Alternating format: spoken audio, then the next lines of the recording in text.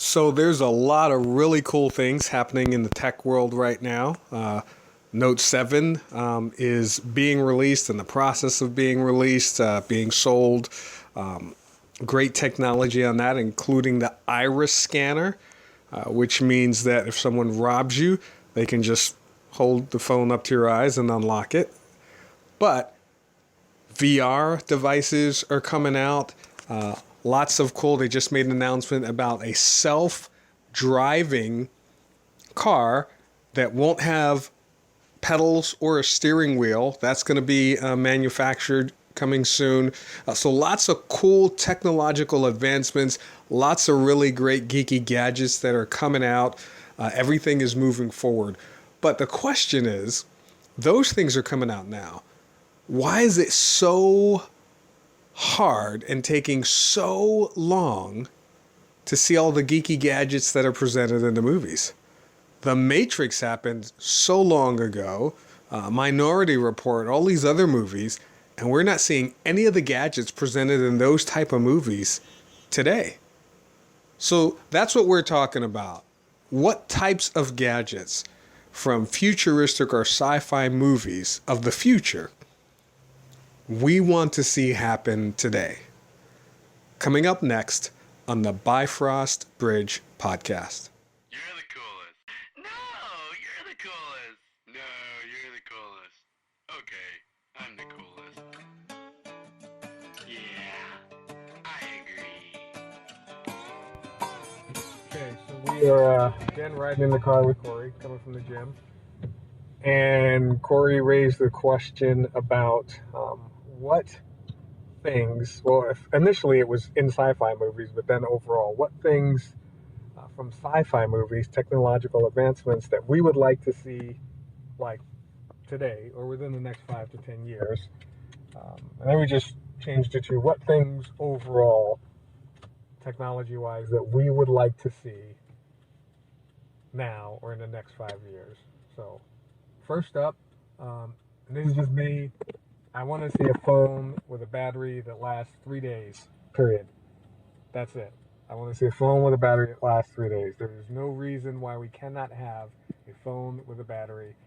Doesn't matter how much you use it, how many podcasts you do, video gaming, whatever, that it should last for 3 days. It's possible. I think one of the biggest problems with that is the fact that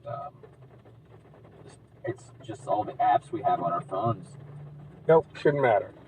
Shouldn't matter. Apologies, it is raining, so you might hear the rain. Yeah, so between the rain and being in the car, you might hear a little bit of weird feedback going on, but apologize for that in advance. But bring it on. A phone with a battery that lasts for at least 3 days. 3 days? You don't want to push your luck? I think we could start with that. If we have a car with an electronic battery that can go 200 miles, it should not be that difficult to have a phone with a battery that will last. Why is he out cutting grass in the rain? What? Sorry, got distracted. Wow. Someone paid him to. Okay, all right. So what do you want to see? Well, what I would like to see is actually on the dawn of actually happening, and this was like one of the things that inspired me to post this. With the dawn of 3D printing, we are going to see a lot of things come up, because the problem with 3D printing right now is the fact that it's tied up in patents and it's not open to the public as much as you would like. So those patents are set to expire, I think, next year for 3D printing, which means it can open it up to the public. Now, one thing that is starting to come about is prosthetics. We are now able to 3D print prosthetics. And the average cost of a prosthetic is usually within the tens of thousands, if not more, even with insurance. But with 3D printing, it can cost you $100 or $2. I would be they're stronger and sturdier. Well, that's the thing. I would be a little weary of the strength They are of... stronger and sturdier than the ones. Because Steven, for those of you who don't know, we have a friend named Steven. He lost both of his legs. He has prosthetic legs, and when I look at his legs, I mean, they're solid. The metal is... So I would be... I mean, I would say it would have to be each thoroughly tested before it was given to someone, so that that person doesn't do damage. You got people with prosthetic arms and legs that are doing sports, they're running marathons. And there are people that have 3D printed prosthetics that are running marathons. Because what people realize is you want to focus on strength so much that you remove the ability for it to be tensile. It can't bend. It's so sturdy and rigid that you want it. They'll focus the pivot point where it attaches, but you could actually make the pivot point part of the prosthetic with 3D printing, so it releases some of the stress on the actual frame of the prosthetic. Okay. So very, very hard plastics. Very hard plastics. Okay. Well, one of the things that I want to see is all of the, I don't know if it's graphics, but the interactive graphics that you see in like Minority Report, that you see in The Matrix, Like which Avatar? was decades ago, that you see in Iron Man, where he's pulling up things and he's interacting with them physically and digitally, although they're virtual, but they have that level of reality, and when you interact with them, they're actually causing things to happen, whether it be computerized or whatever. I want to see that today. Minority Report came out years ago, it had it. Matrix came out, what, 90s? Matrix have that? Yes. That's how they were opening, well, it may have been the second Matrix or the third one, but that's how they were opening the gates to let the ships in. Yes, they were. Okay, Yeah, you're so- completely right. And that was what? That was I don't know, 1999? Yeah, maybe 2000, somewhere. Third one was maybe in the 2000s, but it's been long enough to where we should have that today. Here's the other thing. I don't want to see any of these things for thousands of dollars. It shouldn't cost thousands of dollars to make it. I don't want to see an actual hoverboard that costs like $7,000. $500 for an actual hoverboard, that's realistic. You know, less than $100, probably not realistic, and it's probably not quality or safe. But it shouldn't cost thousands of dollars. You shouldn't have to choose between this technological advancement or paying my rent for a year. I mean, it should be accessible and reasonably priced for the product.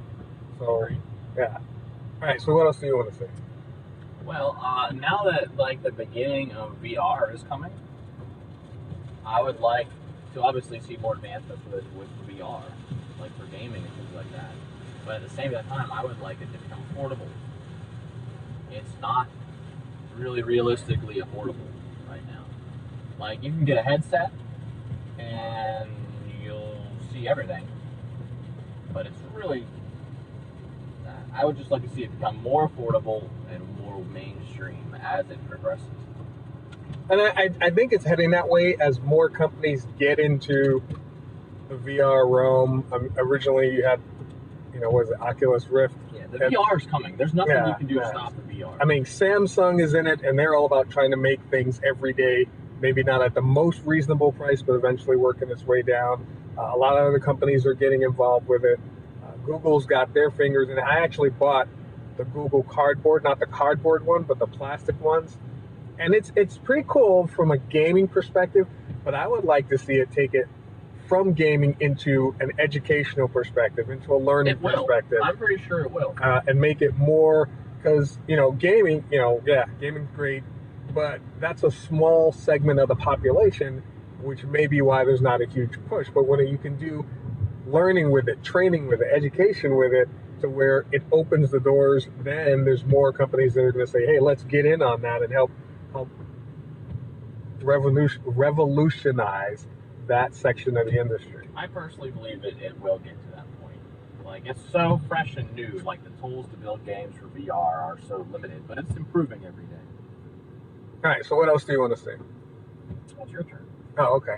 I want to see, and I know we're seeing this somewhat, and more companies are getting into this as well. I want to see, like, self-driving cars that aren't a fortune. It's so dangerous. It's dangerous and not dangerous at the same time. I don't think it has to be dangerous, though.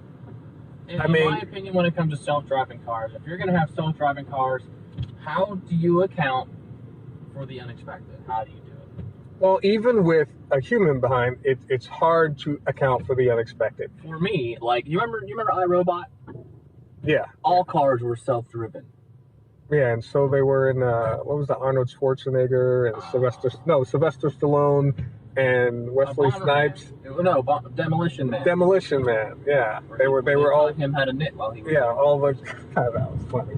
All the cars were self-driven, And I would be okay with that. and I think it may not be for everybody. And you're right. So you may not want to see them on the highways, but in the local communities, so that the older people, who I can still get around, but I can't drive because I can't see so good, can get in the car, get to the grocery store. They can still get in and out of the car. They can still get around to the grocery store. Or the disabled people, like Steven, for a while, he wasn't driving, and he had to spend a lot of money to get his van retrofitted to accommodate, his lack of legs and everything. So I just feel I think there's a place for it, and there's a It's place for it dangerous. in the everyday, in certain situations. I don't think everyone should have one to go cruise, from New York to San Jose on a road trip.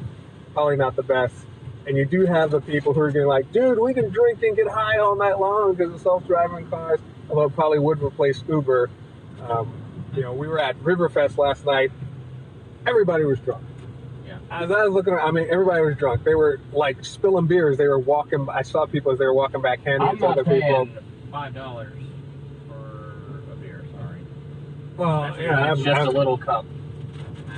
I didn't drink it all, but just watching people to where I thought, you know what? Some of those people literally had less than a mile or two to drive. And if they had a self-driving car, I would feel better than knowing some of those people were going to get in their car and try to drive themselves home. They were going to hang out after the fireworks for like 10 minutes thinking, that's long enough. I stopped drinking for 10 minutes or 2 songs, or as the band packed up, and then they're going to try to drive home. And it would be, and I'm not encouraging drinking and driving, but I'm saying if people are going to drink, and people that do drink, that's great for you. Be safe rather than risk your life, your license, your ability to earn a living if you need your car to get back and forth to work, and risk someone else's life. Self-driving car. The problem with me with self-driving cars, and it's not that I don't think that they're safe. The problem is I don't know how you could possibly program for the unexpected factor. Like, You cannot. You can program for can't. some stuff, but you cannot. You have to make it the same way. If something comes into your field of So, vision, I thought of one react. thing. What if you made self-driving lanes that was only for self-driving vehicles? that'd be great. I still don't think they deserve to be on the highway because too much unexpected stuff No, happens. but imagine if you just like an HOV lane, or a bus lane where they're kind of isolated. So you would have a self-driving car lane that it would be a perk to having a self-driving car. That typically there wouldn't be accidents because it would be separate. And it'd be a lot more efficient because they are not. They're a lot more efficient driving-wise, gas. And there are, for those of you that don't have this, in downtown Pittsburgh, there are lanes, not just on the highway, but all throughout the city that are for buses only.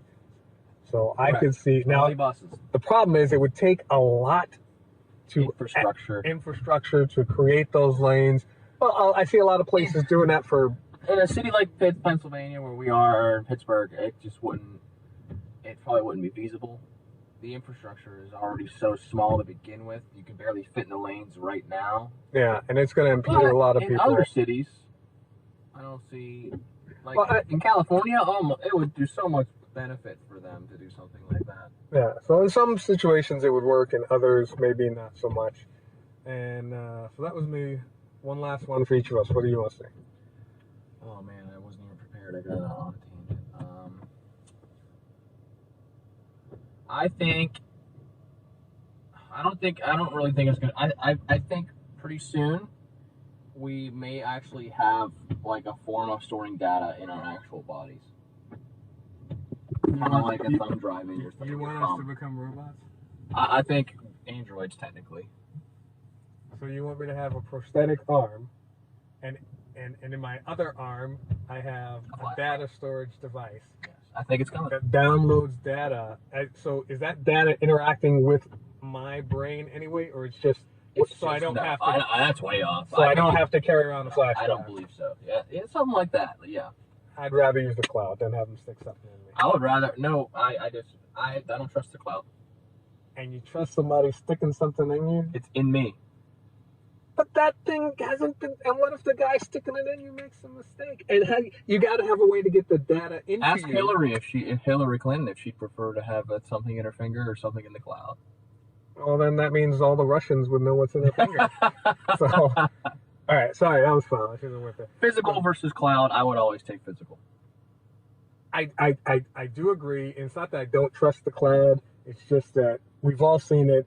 Hey, this is a great product. You dump all your information into it, and then the company says we lost your info, or someone else, some country in China got your info. Or worse, sorry, we're closing down. So you have 30 days to get all your info out of here, or we're going to do whatever we want with it. So there's always risks. I agree. All right, my last one is based on a podcast that Corey was playing yesterday when I got in the car, talking about the different ways in which the world is going to come to an end. And one of the ways they described... Which we will talk about one day. Yeah, we'll get to that. One of the ways they described was a theoretical creation of nanobots that would be used to, like, in the event of, like, was it an oil spill? It's called the gray goo theory. Yeah. And it's just they would create nanites, which were self-replicating. Right.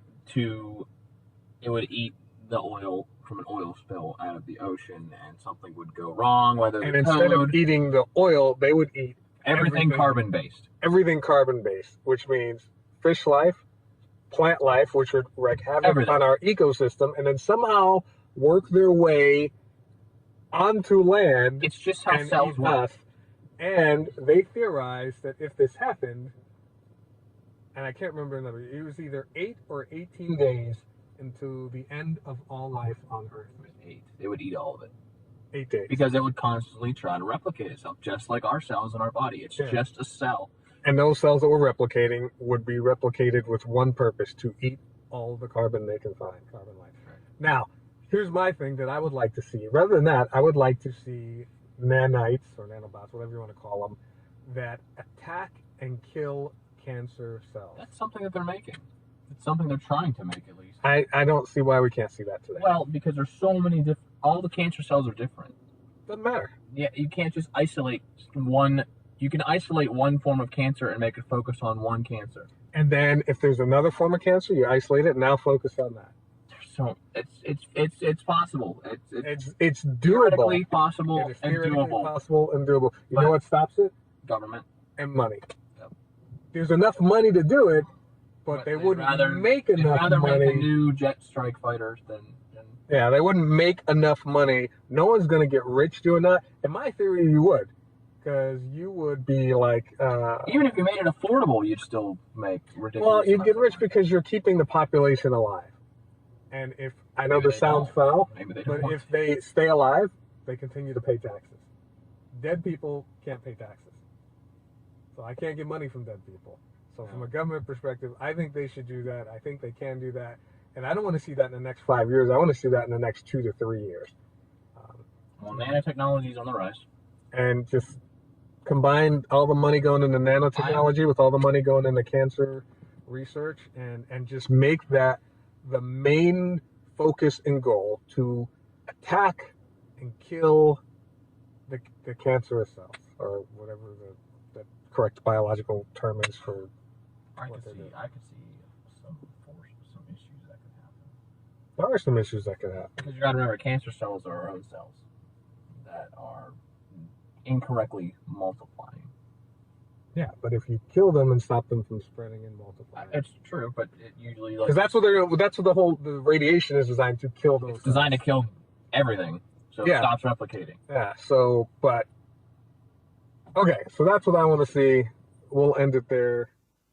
Now, just so some of you know, we recorded this a few days back on our way back from the gym, and just yesterday or today, I saw an article talking about nanobot technology being used not to eradicate cancer cells, but being used to go and inject medicine directly into only the cancerous cells. because radiation kills everything. But this nanotechnology would just go to only the cells that are damaged or cancerous, inject only the medicine that's needed, and come back. So we're seeing it, and we're coming closer. But how about you? What kind of things would you like to see happen today? I mean, I'd love to see things that would make, things like hunger and an thing of the past, and things like where we'd be able to go and provide water in places where people are literally dying of thirst, and be able to provide medicine in a quicker and more cost-effective manner to all of those places that don't have any medicine and are dying of diseases that some nations have eradicated, from their nation, but other nations don't have the money or medicine and they're dying of it. But I'd love to hear what kind of things you would like to see. What technological advances would you like to see happen today, right now? All right, looking forward to hearing from you guys. Till next time, true believers.